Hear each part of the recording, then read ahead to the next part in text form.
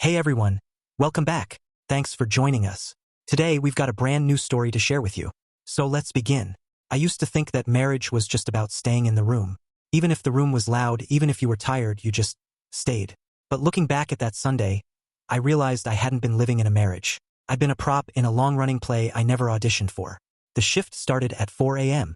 By noon, my body felt like a collection of rusted hinges. Construction isn't just hard work. It's the kind of labor that follows you home in your joints and under your fingernails. I was covered in a fine layer of drywall dust and gray fatigue. My phone had been buzzing in my pocket like a trapped insect for hours. 8:15 a.m. Don't forget brunch. 11:30 sharp. 9:45 a.m. Everyone is asking where you are. 11 a.m.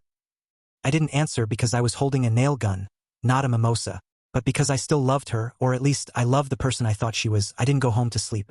I pushed through. I drove back to our place, scrubbed the grit off my skin until my shoulders burned, threw on the respectable jeans she liked, and began the trek from the valley to West Hollywood. Finding parking in WeHo on a Sunday is its own circle of hell. By the time I started the 4-block walk to the restaurant, the sun was aggressive. I felt exposed. I looked like a guy who'd been hauling timber since dawn, because I was. Everyone else on the sidewalk looked like they'd been sculpted out of expensive butter. The restaurant, the gilded green, was an assault on the senses.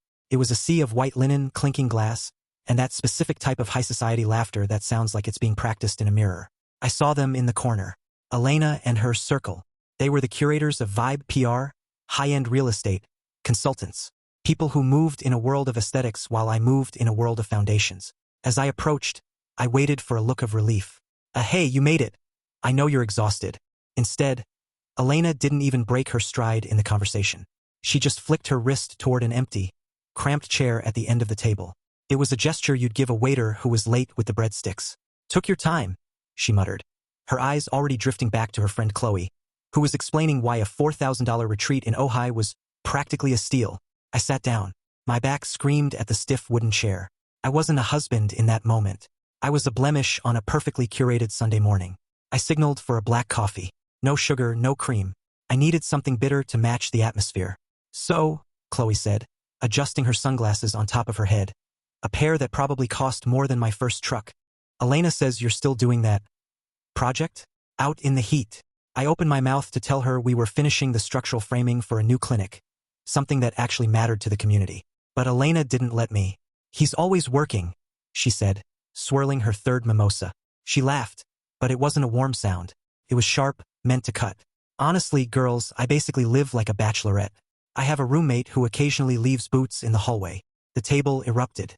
It was a practiced, synchronized chorus of giggles. Ugh, I couldn't do it. Another friend, Sarah, chimed in. Life is way too short to be a work widow. You're a saint, Elle, seriously. I took a sip of the coffee. It was lukewarm. I looked at Elena. She was beaming, soaking up the sympathy like a plant in the sun. She wasn't defending our life. She was selling a version of it where I was the villain and she was the long-suffering protagonist. That's when the first crack appeared in the foundation. I realized I wasn't there to eat. I was there to be the punchline. I sat there in the sweltering West Hollywood heat, the smell of truffle oil and expensive perfume clashing in the air. I was a ghost at my own table. I tried to engage, tried to ask Chloe about her business, but my voice seemed to occupy a frequency they had collectively decided to tune out. The conversation shifted to the summer of self. They were planning a trip to a villa in Tulum. They talked about private chefs, yoga instructors who only spoke in metaphors, and finding their center. It's just so important to surround yourself with people who actually get your energy, Elena said, her voice rising as if she wanted the neighboring tables to hear how enlightened she was. She reached for the communal plate of avocado toast, a dish that cost $28. I thought about the sweat it took me to earn that $28. 3 layers of plywood, a gallon of water, and an hour of my life in a sun-baked crawl space. Then came the moment that changed everything. The waiter arrived to refill the mimosas. Elena was already halfway through her fourth. She leaned back, her face flushed with a mixture of alcohol and the thrill of having an audience. You know, she said, looking around the table at her friends, I was looking at my horoscope this morning. It said, transformation is coming. And honestly, I give this marriage 6 more months. Tops. The laughter was instantaneous. It wasn't a shocked laugh.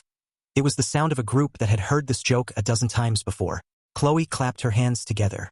Sarah wiped a tear of mirth from her eye. 6 months. Chloe gasped. Elle, you're being generous. You've been dragging that anchor long enough.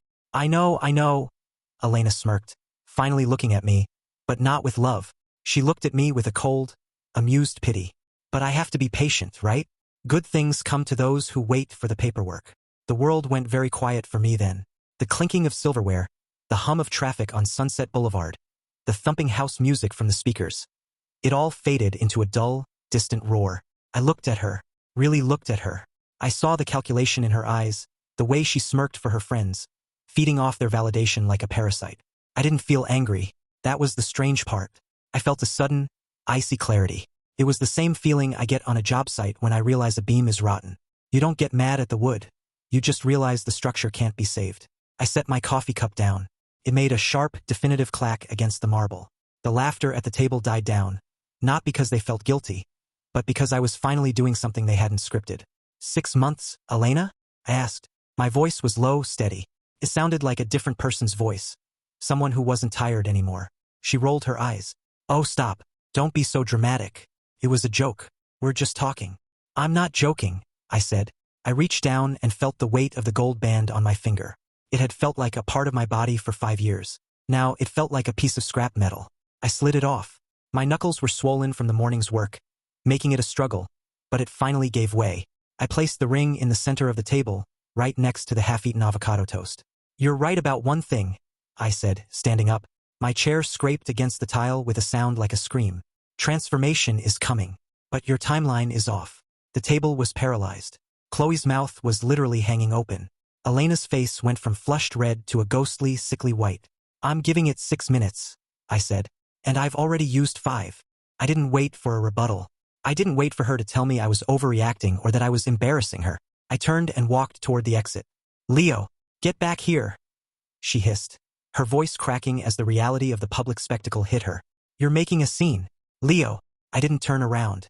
I walked past the host stand, out the glass doors, and into the blinding Sunday sun.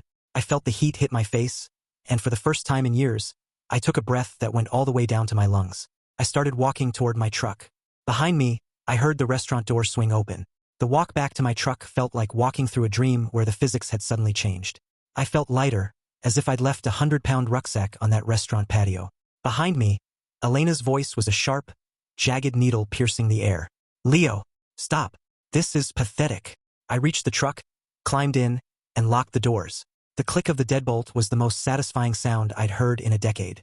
I sat there, hands gripping the steering wheel, watching her in the side mirror. She stood on the sidewalk for a moment, looking around to see if anyone was watching her performance. And then, seeing she'd lost her audience, she turned and stormed back inside. My phone exploded.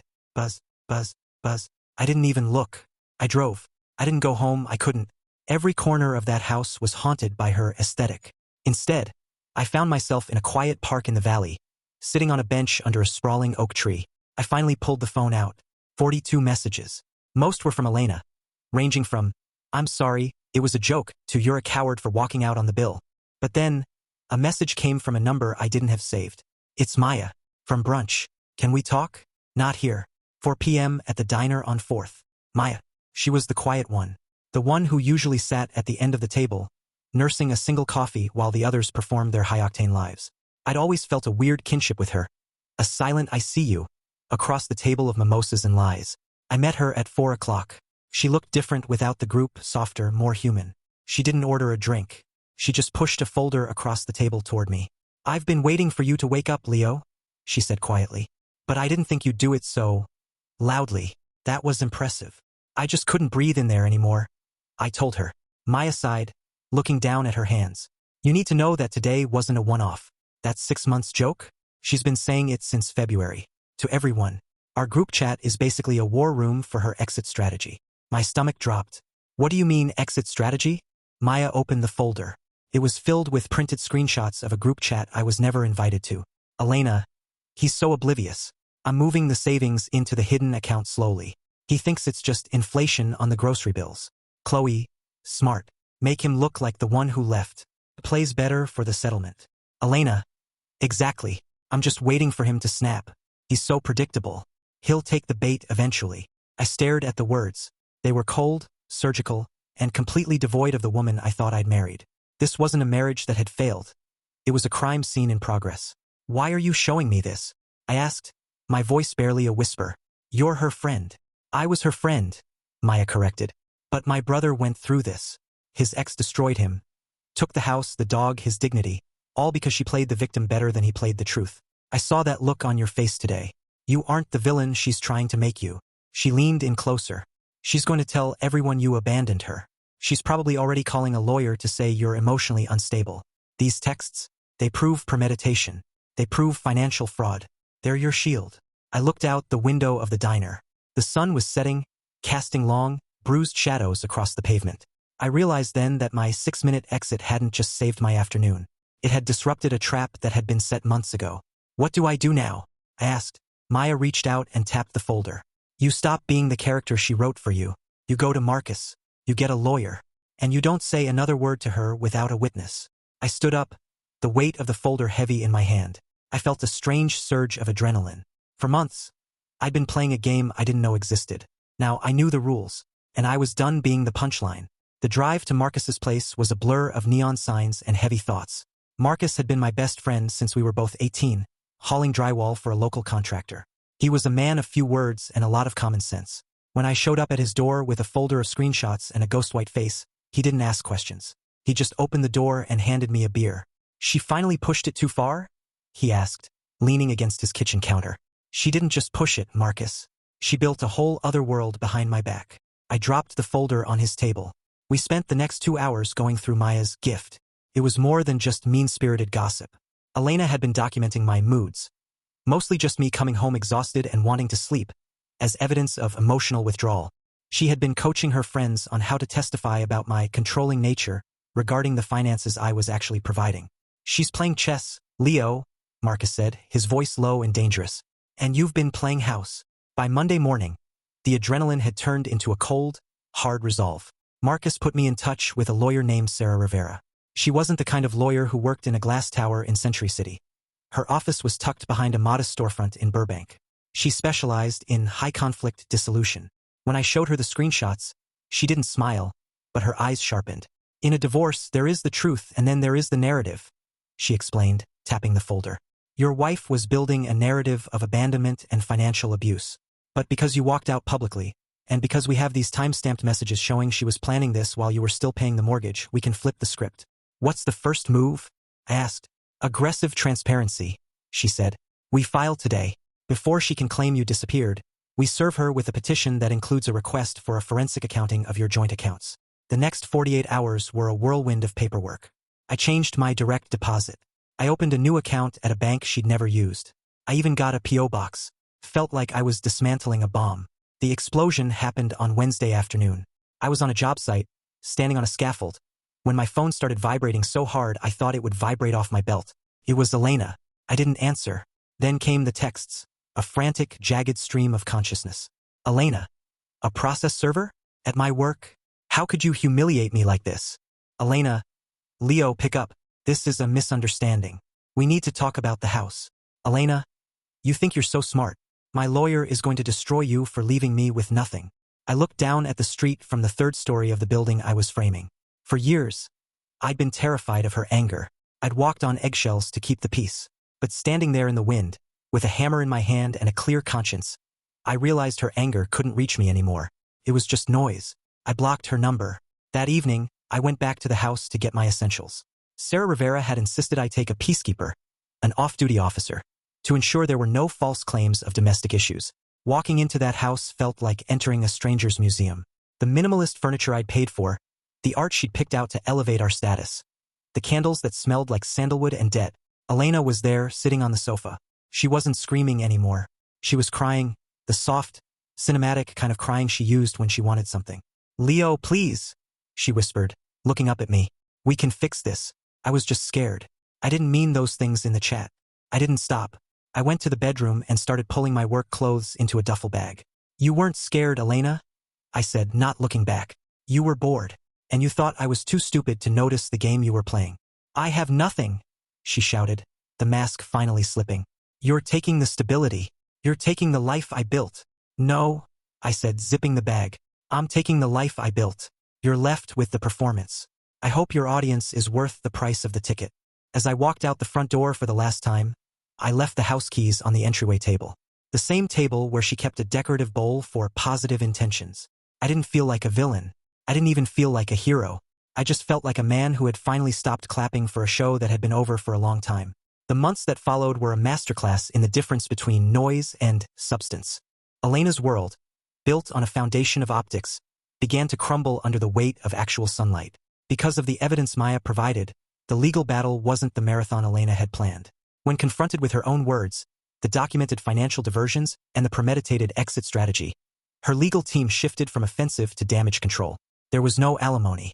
The house, which had more debt than equity, was sold.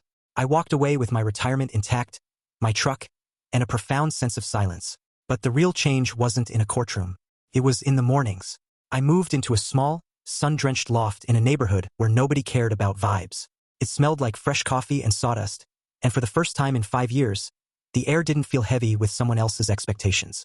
I took a lead position at a new firm, a salary role that recognized the years I'd spent in the trenches. One rainy Tuesday, about 8 months after that Sunday brunch, I was at a local hardware store, agonizing over the right grade of cedar for a personal project. "The knots on that one are going to give you trouble if you're staining it," a voice said from behind me. I turned to see a woman in a faded work jacket, holding a list and a tape measure. Her name was Cass. She worked for a local landscaping architecture firm. We talked about wood grain for 10 minutes, then about the best places to get a real burger in the city, and finally, she asked if I wanted to grab a coffee. There was no performance, no character to play. When I told her I was a lead foreman, she didn't look for a way to elevate my status. She asked me about the structural integrity of the project I was working on. A few weeks later, we were sitting on my small balcony. No mimosas, just 2 beers and a sunset that didn't need a filter. "You're very quiet tonight," Cass said, nudging my shoulder. "Everything okay?" I realized I'd been staring at the city lights, thinking about that 4-block walk in West Hollywood. "Yeah," I said, and for the first time, I didn't have to force a smile. "I'm just enjoying the silence. It's been a long time since I felt like I was allowed to just be." She didn't press me. She didn't need to be the center of a story. She just leaned back and watched the sky with me. I eventually heard through Marcus that Elena's circle had moved on.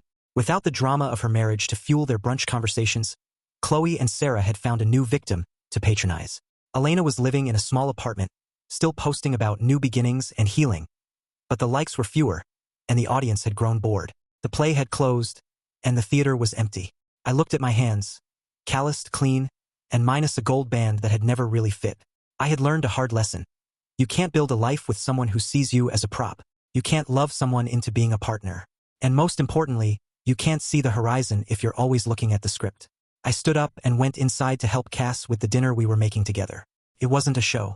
It wasn't a performance. It was just 2 people, a simple meal, and a foundation that was finally solid. I had stopped clapping a long time ago, and in the quiet that followed, I finally found my own voice. Thanks for watching.